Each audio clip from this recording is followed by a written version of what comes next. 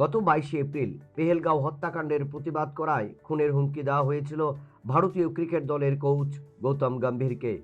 অভিযোগ জমা পড়েছিল পুলিশে। সেই মোতাবেক গুজরাটের এক ইঞ্জিনিয়ারিং পড়ুয়া ছাত্রকে আটক করল পুলিশ। আটক ইঞ্জিনিয়ারের সাথে জঙ্গিদের কোনো যোগাযোগ রয়েছে কিনা সেই বিষয়েই খতিয়ে দেখছে তদন্তকারী দলটি।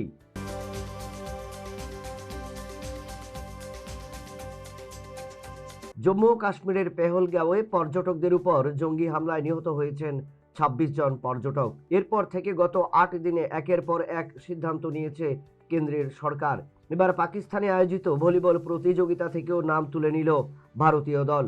মঙ্গলবার থেকে ইসলামাবাদে শুরু হবে এই আসর। সোমবারই ভারতীয় দল নিজেদের নাম তুলে নেয়।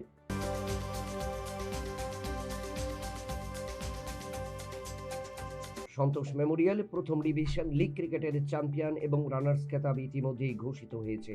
তবে এরই মধ্যে সেরা 4টি দলকে নিয়ে শুরু হচ্ছে সুপার লিগের লড়াই। 8 দলীয় আসরের সুপার লিগে পৌঁছে গেল ওপিসি, শতদল, সংঘ, কসমোপলিটন এবং পোলস্টার ক্লাব। মঙ্গলবার থেকেই 4টি দলকে নিয়ে শুরু হবে সুপার লিগের ম্যাচগুলো।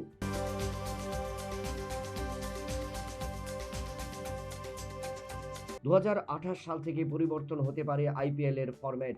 লিগ পর্যায়ের ম্যাচগুলো হবে হোম ওয়ে পদ্ধতিতে, যার কারণে বৃদ্ধি পাবে ম্যাচের সংখ্যা। আইপিএল এর চেয়ারম্যান অরুণ ধুবাল জানিয়েছেন অতি শীঘ্রই এই বিষয়ে বিসিসিআই এর সাথে অনুষ্ঠিত হবে বৈঠক এবং বৈঠকের পর চূড়ান্ত সিদ্ধান্ত ঘোষণা করা হবে।